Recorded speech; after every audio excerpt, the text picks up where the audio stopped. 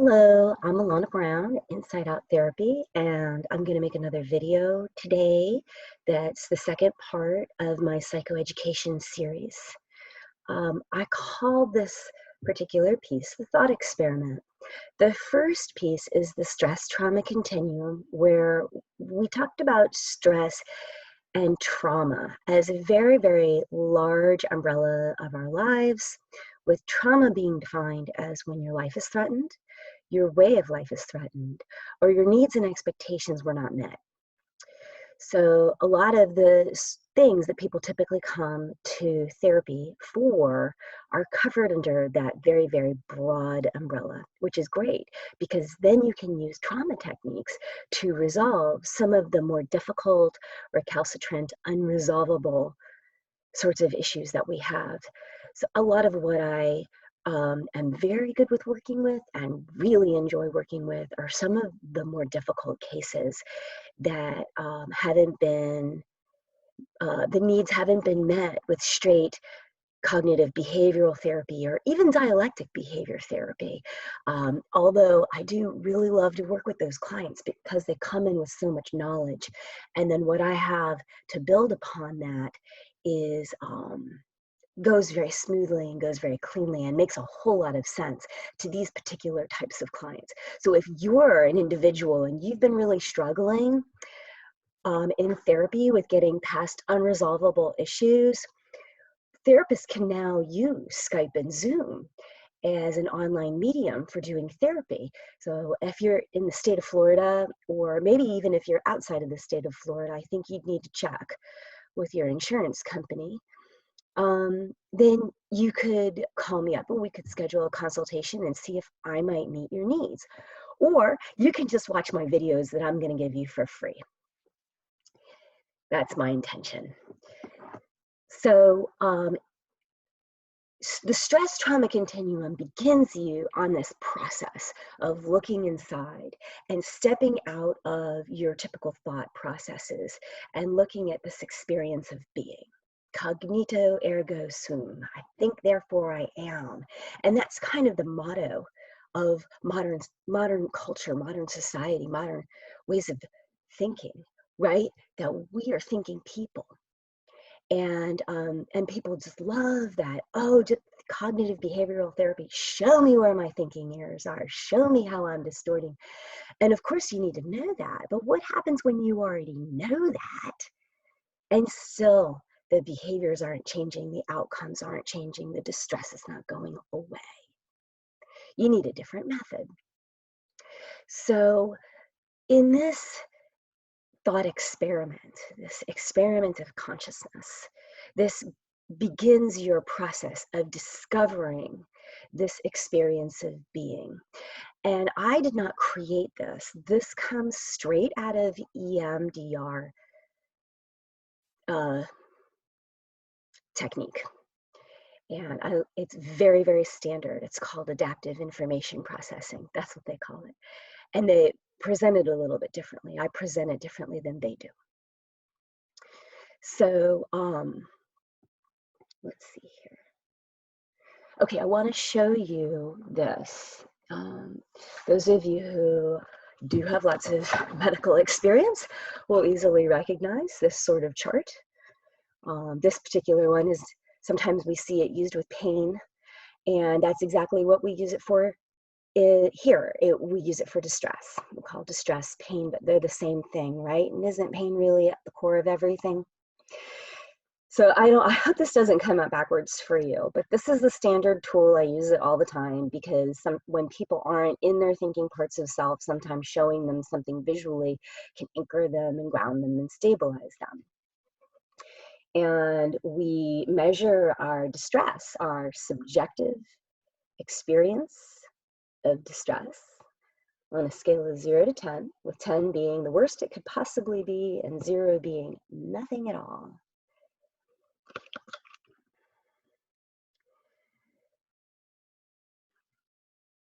So if you could, go ahead and see if you'd like to participate. Some people don't want to participate because they're like, hey, where are we going to go? And you don't know me, and maybe you've never even seen a video that I've done. So if you want to, you can just kind of sit back and watch this. But if you're willing to participate, if you think that it's safe enough, what I'd like for you to do is find something that's distressing, that's like a 3 or 0. So for me, this would be something like going down the road and somebody cuts me off. That's about a 3-level SUD in my book. So something like that, something that's pretty easy for you to dismiss and pretty easy for you to walk away from, but enough that it gives you a little bit of a kick. So you have something that you can work with. Now, if you were in my office, I would not ask you to do this piece because I would have already have identified a target based on what you have told me. But I can't do that right now, so I need you to do it for me. Okay. The first thing that I'd like for you to do as we start is to begin to prepare by grounding and centering yourself mindfully. I talk a lot about mindfulness. I talk to people about how to be mindfully present in a very precise way that is unique to my therapeutic style on day 1. And then I give people a simple application. I call it a mindfulness application. And I ask them to practice it every day, 3 times a day. And I follow up and I check to make sure people are doing it. And if they're not doing it, then I'm extremely interested in why that's not happening. It's very interesting to me. Maybe I'll do a video on that another time. But for right now, I'll give you the basics of what the application looks like. The first thing that you do is you stop. You choose to take a moment for yourself. You stop. And then you notice that your feet are on the ground. When you notice that your feet are on the ground, it's very difficult to be anywhere other than the present. It really brings you right into the moment, and it does so in a very non-triggering way. When you ask people to come into the body, that can be triggering, but way down there on the ground, most people don't have a whole lot of trauma in their feet. They might have trauma in the body, so the body's not safe. So we go to the feet, right? Just notice that your feet are on the ground, just this simple thing.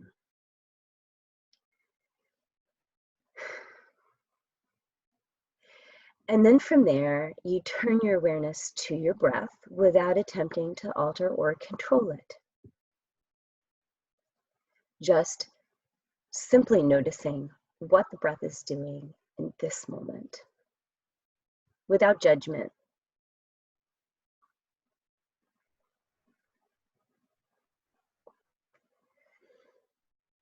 Okay. And so from this place, your best self is forward, your most in control self is forward, your adaptive self is forward.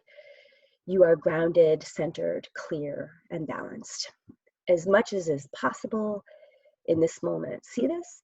So I ask people to come back 3 times a day, set an alarm on your phone, come back to this space 3 times a day, just hit it for like a second and then boom, you're done. So we're not doing mindfulness meditation for 20 minutes with the timer. We're just doing this in very, very short applications, very, very brief, so that we begin to develop the habit of going from a non-mindful ordinary state of consciousness to a mindful state of consciousness, and developing the ability to go back and forth, this fluidity to return to the state of being, because you're going to need it later on. If you're doing therapy with me, you're going to really need to be mindfully present and centered, and this is crucial. Okay, and so the thought experiment. This is from this place, remind yourself of the time when you sat down and you made the decision that you were going to watch this video. Okay? Recall that moment. And as you do, you may bring up data, sense data from each of your 5 senses. Sight, smell, taste, touch. Sight, smell, taste, touch, and sound. This is a very simple, very rudimentary model of brain functioning here that I'm going to describe. But basically, those receptors are back here, backs and sides of the brain. This is where we do our basic information processing. All that many, many, many bits of data come in simultaneously, and then it goes into the memory, and it connects. Is this familiar? Is this something that we know? Does it make sense? It starts to the front part where we break down, we analyze it, we figure out, we plan on what we're going to do next. So that information has to connect in the middle of the memory centers in order for it to fully arrive in the prefrontal cortex and then spit out the information that you need to have in that particular moment, the awesome, awesome intelligence of this inner wisdom that we all possess spits out the piece of information that you need to have. Look to the right, there's a car coming. Where did that come from? It comes from this process. Okay, so in EMDR, we call that adaptive information processing because it's going straight through. It's nice and clean. It's a clean process. It is information that has been integrated into the body, integrated into the experience, integrated into the mind and the thought centers and the emotional centers. Okay, good. That's what we want. And we use mindfulness to help us achieve that, right? Being able to be fully present is one of the best ways for us to feel safe enough to allow us to be fully present for these experiences and repair the damage done by past trauma where we couldn't be fully present because it was just too much. Too much.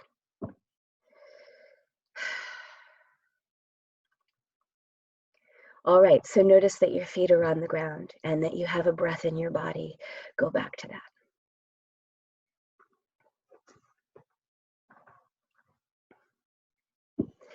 And okay, so that's great. That's a good process. That's what we want. Notice what's going on in your head, your chest, and your stomach right now with your feet on the ground and you're aware of the breath. I'm asking you to hold 5 bits of data simultaneously, but you can do it, right? Just check it out. Just go ahead and take a look at what's going on in your head and your chest and your stomach. And what you're looking for is feelings of tension, feelings of unrest, or conversely, feelings of calm, feelings of peace. It's a bodily sensation. You're not looking for your thinking. When I look inside my head, I'm feeling a little bit of tightness. Probably could have used another hour of sleep.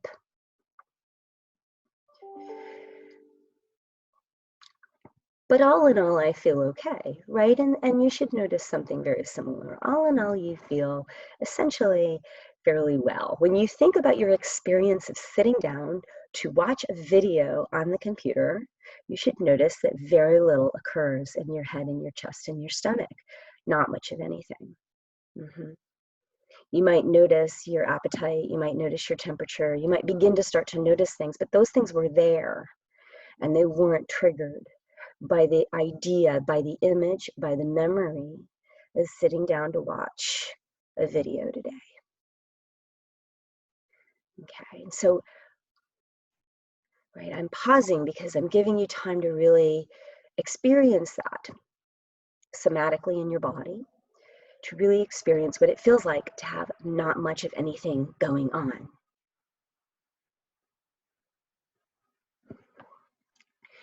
All right, and so being very clear in your awareness of what's going on in your head and your chest and your stomach with your feet on the ground and aware of your breath. I'd like you to recall that memory that we picked out in the very beginning that was on the SUD chart. The 3 or lower experience. And when you bring that up, you may notice that something changes in your head or your chest or your stomach, or maybe somewhere else in your body. And you may notice that.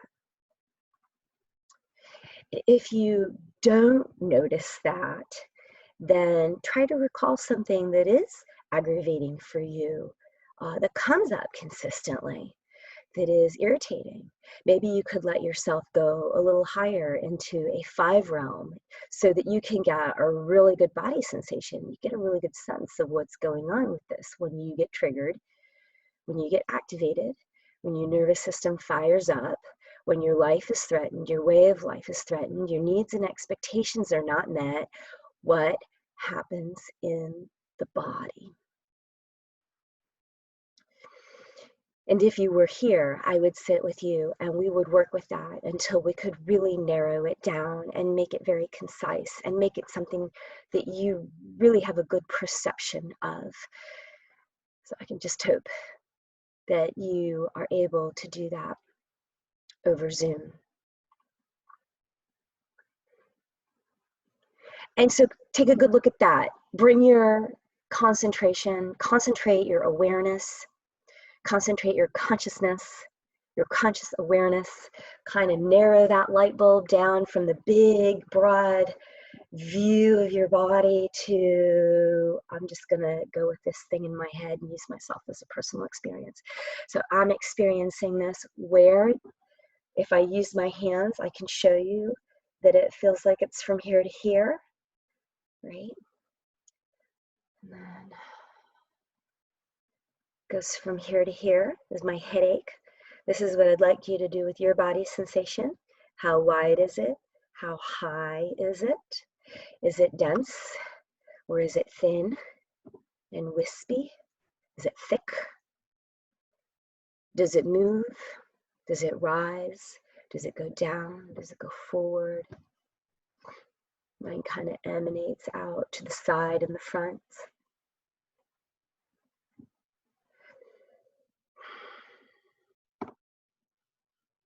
Yeah, you guys probably know what that is. That's a sinus, right? Sinus. Does it have a temperature? Does it feel like it's constrictive, tightening? Does it have a color? Does it have sound?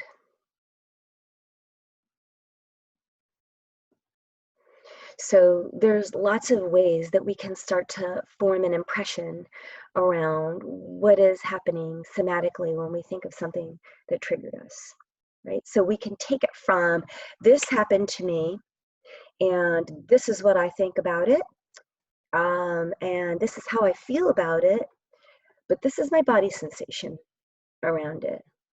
And this is super valuable because the cognition, while it may be our friend in some cases, when it comes to deep trauma, it's not our friend. So we want to bypass it. We want to look at the area where the pain is held somatically, and that's where it is. So let me explain to you why it's the area where the pain is held somatically.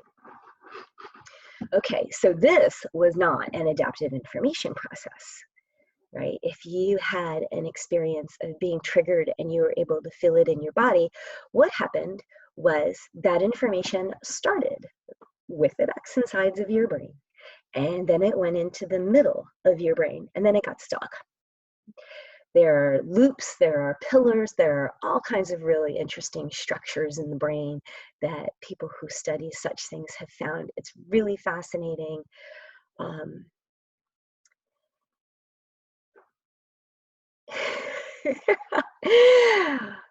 what happens is, starts here and it goes down.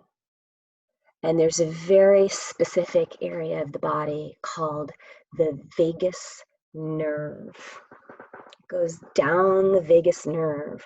So if you're interested in these sorts of things, then Stephen Porges Polyvagal Theory, that's the thing to go to. That's where to learn about it. Goes down.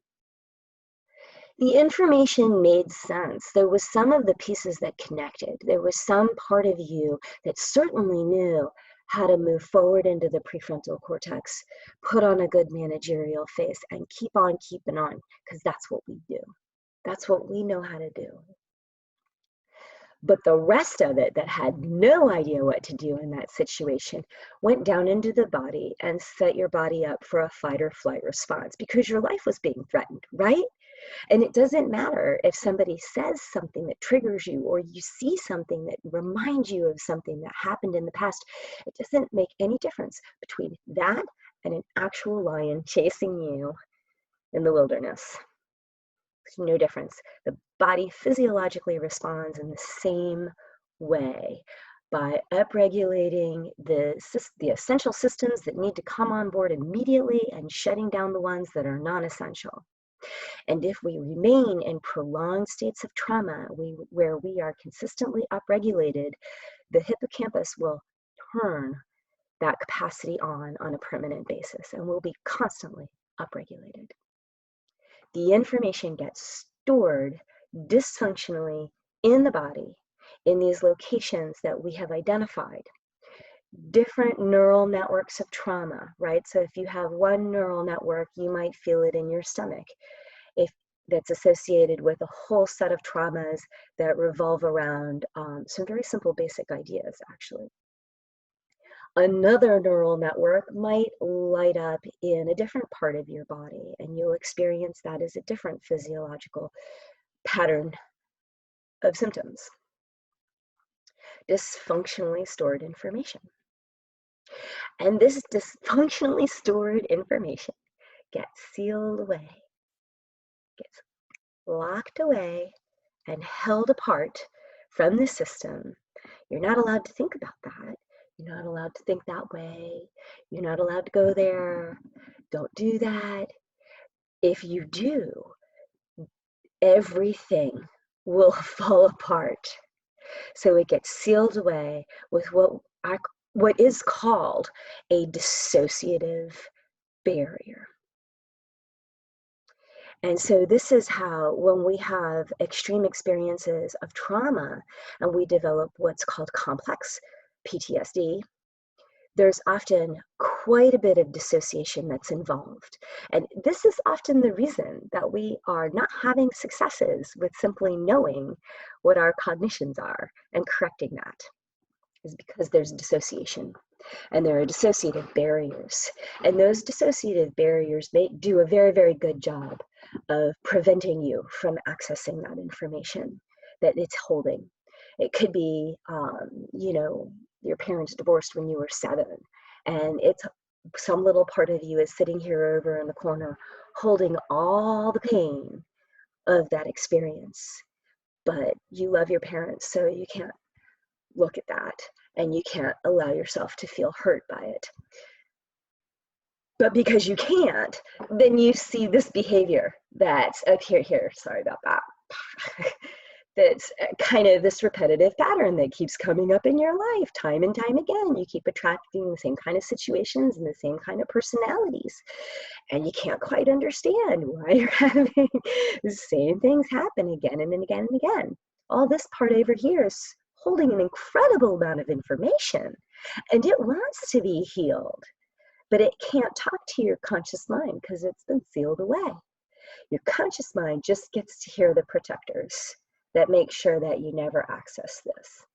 However, if you become proficient in identifying what's going on in your body, and you become proficient in observing the kaleidoscope of energetic patterns that you experience on a moment-to-moment basis in a mindful way, right? I'm not saying practice mindfulness here. I'm saying be mindful.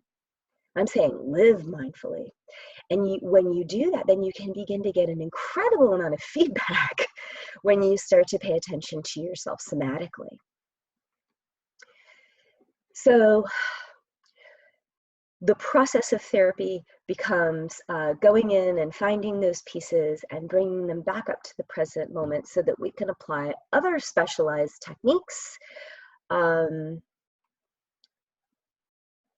see if we can resolve that.